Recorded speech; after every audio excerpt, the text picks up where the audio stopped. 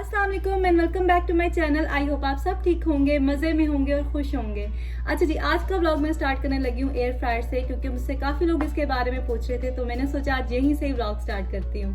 तो air fryer के बारे में कुछ लोग नहीं जानते, तो पहले मैं उनको बता देती हूँ कि एयर फ्रायर एक्चुअली अवन की ही एक किस्म है। जिस तरह से अवन होता है इलेक्ट्रिक, उसमें रॉड्स होते हैं, वो गर्म होते हैं और खाना कुक होता है, उसी तरह से एयर फ्रायर के अंदर एक फैन लगा होता है, रॉड्स भी होते हैं, लेकिन वो फैन जो है वो गर्म हवा बनाता है और उस हवा में खाना कुक होता है। अब कहाँ ऐसे जाता है कि एयर फ्रायर में बगैर ऑयल की चीज़ें फ्राई हो जाती हैं। कुछ हद तक ये बात ठीक भी है, लेकिन ऐसा नहीं कि आप इसमें कोई भी चीज़ फ्राई करेंगे और आपको सेम वही टेस्ट आएगा। कुछ चीज़ों का बहुत अच्छा टेस्ट रह जाता है, लेकिन कुछ चीज़ें आप ऑयल में फ्राई करते हैं तभी आपको उसका जायका आता है। सेकंड क्वेश्चन ये था कि हमें एयर फ्रायर लेना चाहिए या नहीं लेना चाहिए। तो ये टोटली आपके ऊपर डिपेंड करता है। अगर आप एक छोटे साइज का ओवन लेना चाह रहे हैं जिसमें आप खाना गर्म भी कर सकें, खाना कुक भी कर सकें, तो फिर मैं आपसे कहूँगी आप इंस्टेंट पॉट ले लें, क्योंकि मैंने भी इंस्टेंट पॉट लिया है। इसके अंदर एयर फ्रायर भी है, इसमें बेकिंग भी कर सकते हैं और इसमें खाना गर्म भी कर सकते हैं। क्योंकि माइक्रोवेव में बिल्कुल भी यूज़ नहीं करती, उसमें जो रेज होती है ना वो हार्मफुल होती हैं। लेकिन एयर फ्रायर जो है इसमें इलेक्ट्रिक रॉड्स होती हैं, वो गर्म होती हैं और उसकी हीट से खाना बनता है या आपके गर्म होता है, तो वो हमारे लिए हार्मफुल नहीं है, आप बिल्कुल यूज़ कर सकते हैं। और मैंने भी इसीलिए यही लिया था। और आप किसी भी ब्रांड का ले सकते हैं। मैंने एक्चुअली जब लिया था तो मैं इतनी श्योर नहीं थी, क्योंकि मिक्स से रिव्यू सुने थे मैंने, तो मैं इतनी ज़्यादा इन्वेस्ट नहीं करना चाह रही थी। तब मुझे ये डील में मिल रहा था, बहुत अच्छी प्राइस में मिल रहा था, तो इसलिए मैंने ले लिया। और हमारी छोटी सी फैमिली है, तो इसमें जितनी भी कैपेसिटी है हमारे लिए काफ़ी है। लेकिन अगर आप इन्वेस्ट करना चाह रहे हैं, एक अच्छा एयर फ्रायर लेना चाह रहे हैं, तो फिर मैं कहूँगी कि आप फिलिप्स का ले लें, वो भी अच्छा, या फिर जो भी आपको सूटेबल लगता है आप वो ले लें। जो टिपिकल एयर फ्रायर होते हैं ना, उनकी शेप थोड़ी सी डिफरेंट होती है, लेकिन ये जो मैंने लिया था ये बिल्कुल अवन की तरह है। क्योंकि मुझे ये कन्वीनियंट लग रहा था, तो इसलिए मैंने ये लिया था।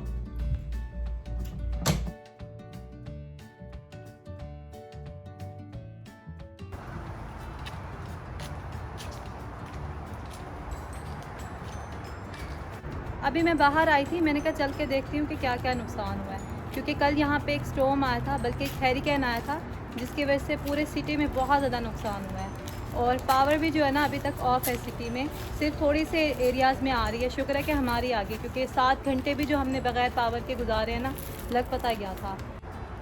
ये देखेंगे, एरिया इतना नीट एंड क्लीन होता था, लेकिन अभी हर चीज़ उलट पुलट हो गई है।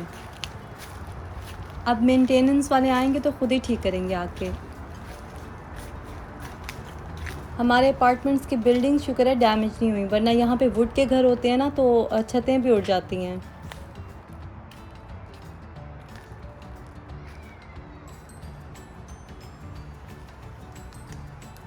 आप लोग अगर गूगल पे सर्च करेंगे ना, तो आपको सारी डिटेल्स मिल जाएंगी।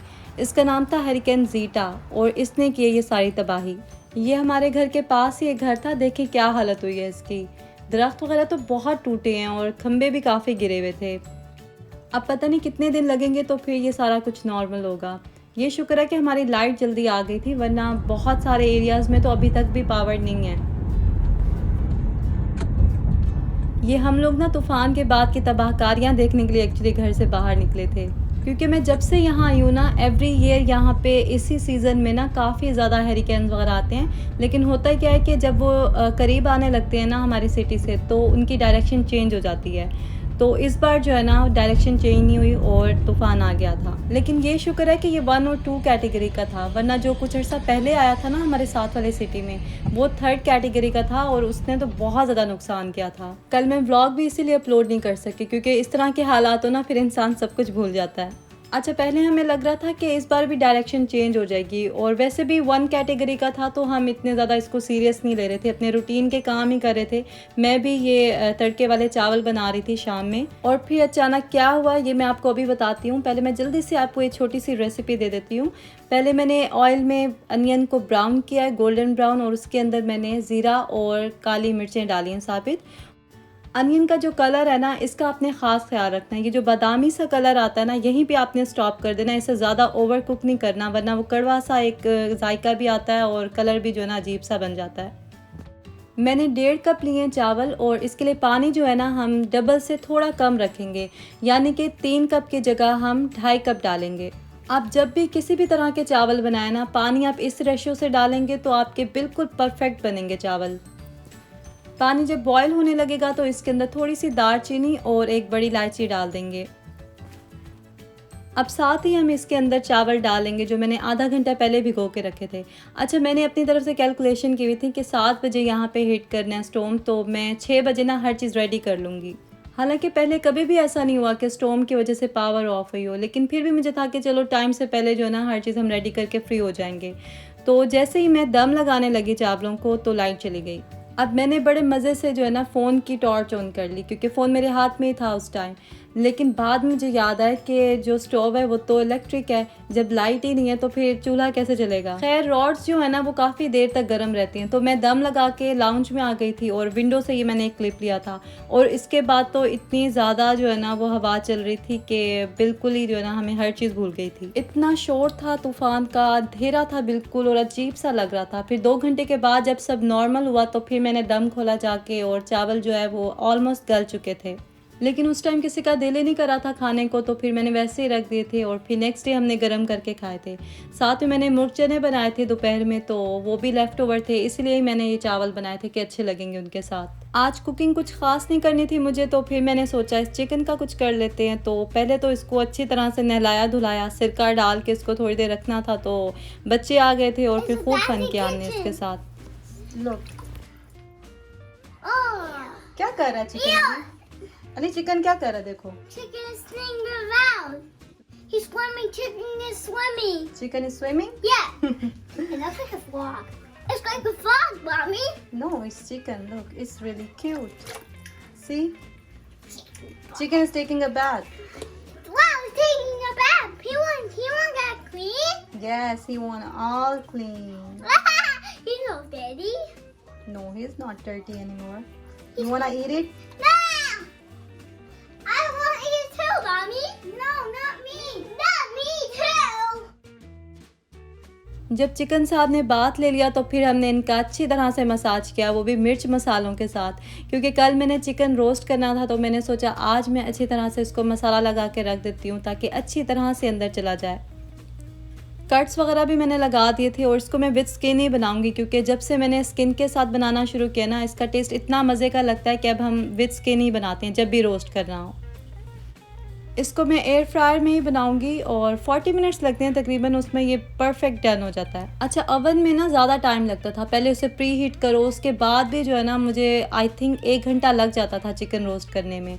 लेकिन एयर फ्रायर क्योंकि छोटा होता है तो वो जल्दी से हीटअप भी हो जाता है और कुक भी कर लेता है। और इस तरह से प्रीक भी मैं ज़रूर करती हूँ अब चिकन को, मुझे लगता है इससे ज़्यादा जूसी बनता है। चिकन को मैंने मैरिनेट करके रख दिया फ्रिज में, अब कल उसे रोस्ट करूँगी, क्योंकि कल माशाल्लाह से 12 रबीउल अव्वल है, तो बहुत प्यारा दिन है। और पाकिस्तान में होता है ना कि हर चीज़ को वो डेकोरेट करते हैं, बाज़ारों को, सड़कों को अच्छी तरह से सजाते हैं, लेकिन यहाँ पे ऐसा कुछ नहीं होता। तो बस घर में हम थोड़ी सी डेकोरेशंस करेंगे और कुछ खाने में एहतमाम करेंगे ताकि बच्चों को भी पता चले कि हमारे कौन से त्यौहार हैं और किस तरह से हम उन्हें सेलिब्रेट करते हैं। अभी शाम हो रही थी तो मैंने सोचा कि कल के लिए फिरनी भी बना के रख लेती हूँ, क्योंकि ठंडी होती ना तो फिर ज़्यादा मज़े की लगती है। और ये मैं लजीज़ा की बना रही हूँ, आपको पता है हर घर में लजीज़ा की फिरनी लाजमी होती है। ये मैंने डेकोरेशन के लिए कुछ दिन पहले लाइट्स ऑर्डर की थी, तो इनकी पैकिंग इतनी बुरी थी, खुल ही नहीं रही थी बिल्कुल भी। इतना टाइम लगाने के बाद जब मैंने इसे ओपन किया तो ऊपर से अली आ गया, क्योंकि आयतल पहले ऊपर लेके गई हुई थी अली को खेलने के लिए, और पूरे टाइम पे जब वो नीचे आ गया तो फिर आप खुद ही समझ आए कि क्या हुआ होगा आगे। उससे बचाते बचाते भी ये हालत हो गई, और फिर तो मैंने रख दिया था इसको। मैंने कहा जब ये सो जाएगा ना तो फिर मैं उठ के इसको सुलझाऊंगी और फिर डेकोरेट करूँगी। अभी मैं अली को सुला के ही नीचे आई थी, आज टाइम पे सो गया ये, अल्लाह करे अब सोया रहे रात को। तो पहले मैंने सोचा कि वॉइस ओवर कर लेती हूँ और उसके बाद मैं डेकोरेशन कर लूँगी, तो ये मैं वैसे ही ऑन करके देख रही थी कि कैसे लगती हैं। कोई नई चीज़ होती है ना तो हमें उसकी एक्साइटमेंट होती है कि जल्दी से हम उसे यूज़ करें और देखेंगे वो कैसी है। ये वाली लाइट्स मेरे पास पहले से ही रखी हुई थी, लेकिन पता नहीं कभी यूज़ नहीं की मैंने, तो इस बार मैंने सोचा कि अच्छे से डेकोरेट करूँगी और इंशाल्लाह इंस्टा के स्टोरी पे मैं लगा दूँगी जब मैं डेकोरेट करूँगी कंप्लीट। तो क्योंकि अभी काफ़ी लेट हो रहा है और नींद भी मुझे आ रही है, आपको मेरी आवाज़ से भी लग रहा होगा। तो इस व्लॉग को मैं यहीं पे ही एंड कर रही हूँ। आपसे इंशाल्लाह नेक्स्ट व्लॉग में मुलाकात होगी। अपना ख्याल रखें। अल्लाह हाफ़िज़।